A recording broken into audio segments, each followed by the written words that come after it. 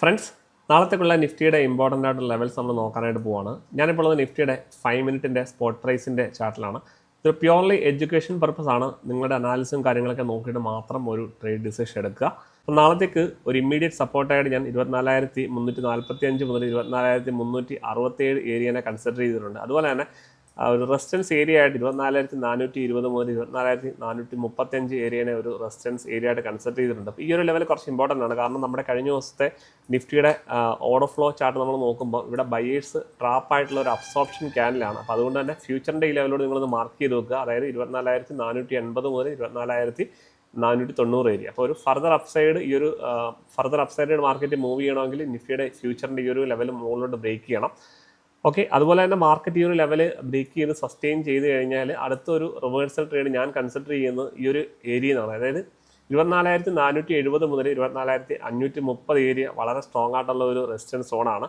ഒരുപക്ഷെ മാർക്കറ്റ് ഈ ഒരു ലെവൽ ബ്രേക്ക് ചെയ്ത് കഴിഞ്ഞാൽ 24,500 എത്താനുള്ള ഒരു പോസിബിലിറ്റി വളരെ കൂടുതലാണ്. അപ്പം ഇവിടുന്ന് ഒരു പ്രൈസ് റിജക്ഷൻ കാണുന്ന സമയത്ത് നമുക്കൊരു എഗെയിൻ ഒരു ഡൗൺ സൈഡ് ഓപ്പർച്യൂണിറ്റി കൺസിഡർ ചെയ്യാം.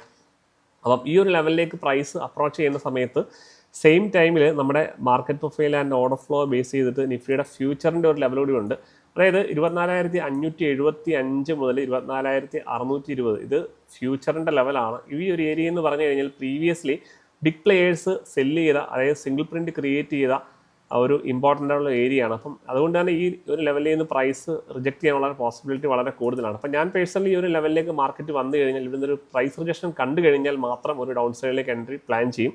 അപ്പോൾ അതുപോലെ തന്നെ നമ്മൾ ഫർദറായിട്ട് മാർക്കറ്റ് മുകളിലോട്ട് മൂവ് ചെയ്ത് കഴിഞ്ഞാൽ 24,580 മുതൽ 24,600 ഏരിയ വളരെ സ്ട്രോങ് ആയിട്ടുള്ള ഒരു റെസിസ്റ്റൻസ് ഏരിയയാണ്. അപ്പം ഈ ഒരു ഏരിയയിൽ നിന്നും പ്രൈസ് റിജക്റ്റ് ചെയ്യാനുള്ള പോസിബിലിറ്റി വളരെ കൂടുതലാണ്. അങ്ങനെയാണെങ്കിൽ എഗെയിൻ നമുക്കൊരു ഫുഡ് സൈഡിലേക്കുള്ള ഒരു എൻട്രി ഓപ്പർച്യൂണിറ്റി നമുക്ക് കൺസിഡർ ചെയ്യാൻ പറ്റുന്ന ഒരു ഏരിയ ആണ്. അതുപോലെ തന്നെ നിഫ്റ്റിയുടെ ഡൗൺ സൈഡിൽ നിഫ്റ്റിയുടെ ഒരു സപ്പോർട്ട് ലെവലായിട്ട് ഞാൻ മാർക്ക് ചെയ്തിരിക്കുന്നത് 24,290 മുതൽ 24,300 ഏരിയയും അതിൻ്റെ താഴെയായിട്ട് 24,225 മുതൽ 24,200 ഏരിയയും ഒരു സപ്പോർട്ട് ഏരിയ ആയിട്ട് മാർക്ക് ചെയ്തിട്ടുണ്ട്.